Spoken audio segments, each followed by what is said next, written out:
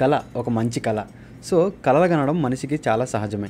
So, అలానే ఒక మనిషికి నిద్దట్లో పడుకున్నప్పుడు ఒక కల అయితే వచ్చిందనమాట. ఎగ్జాంపుల్ ఎలా అంటే ఒక ఐఫోన్. సో, చాలామందికి ఐఫోన్ కొనుక్కోవాలని చాలామంది ఇంకేదేదో వస్తూ ఉంటాయి. సో, సహజంగా ఉన్న మనుషులకి ఐఫోన్ అనేది కొనుక్కోలేం. సో, ఎందుకంటే ప్రైజెస్ చాలా ఎక్కువ ఉంటాయి. సో, మన కల కన్నప్పుడు కలలో నా దగ్గర ఒక 4, 5 ఐఫోన్లు ఉన్నాయి అన్నీ ఒక హ్యాపీనెస్ అనేది ఉంటుంది కదా. సో, అలానే కలలో కొన్ని కలలు చాలా ఆనందాన్ని కలిగిస్తూ ఉంటాయన్నమాట. సో, అలానే ఒక మనిషి కల కన్నప్పుడు మార్నింగ్ కల్లా అది నిర్వర్తించాలంటే అది దేవుడి వల్ల సాధ్యమవుతుంది. ఎందుకంటే సామాన్య వ్యక్తి దాన్ని సాధించడం కొంత కష్టమే. కానీ కొంతమంది చాలామంది డబ్బున్న వాళ్ళు, చాలా ఎక్కువగా ధనవంతులు ఉన్నవాళ్ళు కొన్ని కళలు అయితే నిర్వర్తించుకుంటారు. సో, ఎగ్జాంపుల్ ఐఫోన్ చెప్పాం కదా, డబ్బులు ఉన్నవాడు కొనుక్కుంటాడు, డబ్బులు ఉన్నవాడు కొనుక్కోలేడు. సో, కొంతమంది కళల్లోనే ఆనందాన్ని ఎక్కువగా ఆస్వాదిస్తారన్నమాట. సో, అలానే ఒక రాజ్యానికి పెద్ద రాజు అయిన వ్యక్తి ఒక కళ అయితే వచ్చిందనమాట. ఆ కళ ఏంటో అనేది ఈ స్టోరీలో ఉంటుంది. ఆ కళ నిర్వర్తించాడా లేదా అనేది కూడా ఈ స్టోరీలో మనం తెలుసుకుందాం. సో, ఇప్పుడైతే మనం స్టోరీలోకి అయితే వెళ్ళిపోదాం.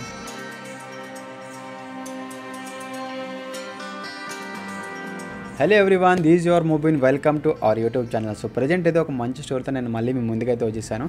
సో, ఈరోజు కళ ఏంటంటే శ్రీకృష్ణదేవరాయ గారి కళ అనమాట.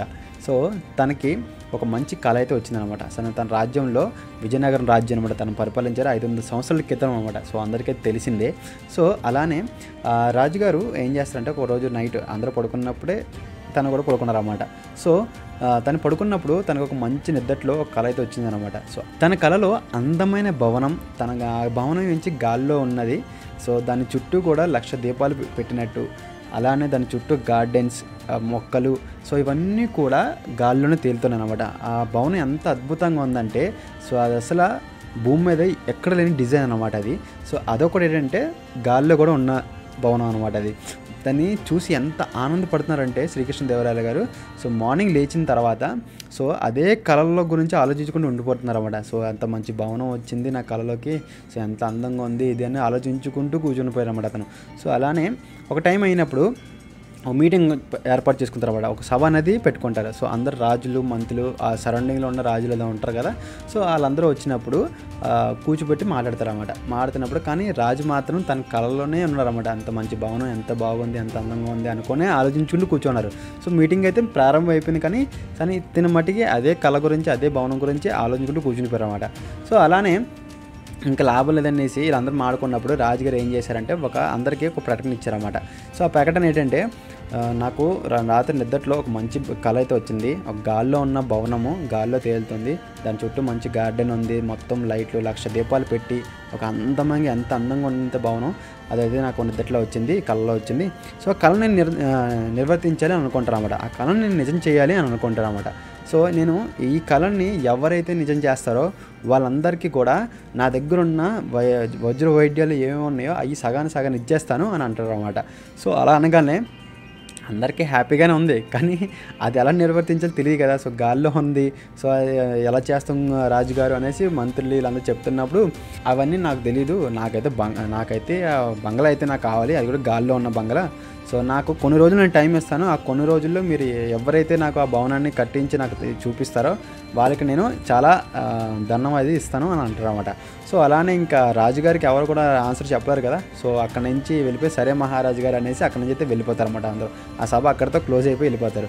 సో మళ్ళీ మహారాజు అయితే కుర్చీలో కూర్చొని మళ్ళీ ఆలోచిస్తారు అన్నమాట. మంచి భవనం ఎంత బాగుంది ఏంటి అనేసి అందరూ మళ్ళీ సేమ్ ఆలోచనలో పడిపోతారు అన్నమాట. సో అక్కడి నుంచి అందరూ వెళ్ళిపోయిన తర్వాత ఆ మరుసటి రోజు వెంటనే మళ్ళీ ఇంకొక మీటింగ్ పెట్టారన్నమాట. సభ ఏర్పాటు చేయగానే అందరూ వచ్చిన తర్వాత ఇంకా మహారాజు గారు ఒకటే క్వశ్చన్ వేశారు. సో ఎంతవరకు వచ్చింది నా భవనం, ఎవరేం చెప్పట్లేదు, సో ఏంటి కదా అనేసి అనగానే అందరూ ఇంకొకటే చెప్తారు, మహారాజు గారు మా వల్ల అవ్వట్లేదండి, మేము చేయలేకపోతున్నాం, ఈ కళను నిర్వర్తించడం కొంచెం కష్టమే, అది కూడా గాల్లో ఉన్న భవనం అంటే చాలా కష్టం అని అంటారు అన్నమాట.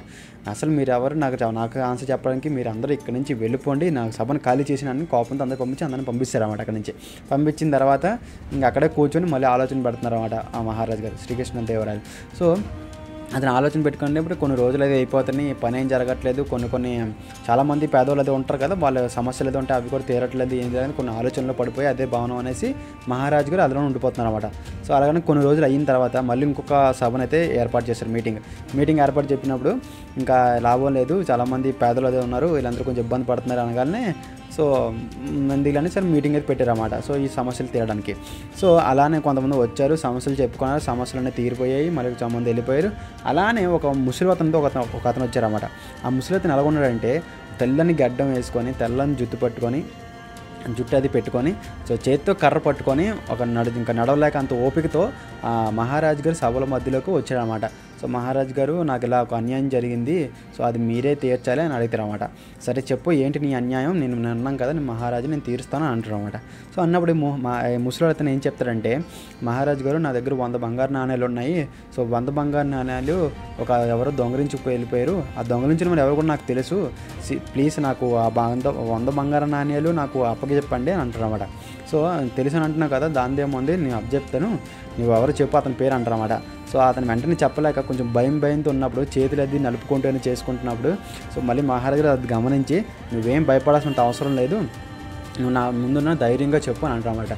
సో వెంటనే ఆ ముసలితను ఏం చెప్తారంటే, సో మహారాజు గారు నాకు నా 100 బంగారు నాణ్యాలు దొంగతనం చేసింది ఎవరో కాదు, అది మీరే మహారాజు గారు అంటారన్నమాట.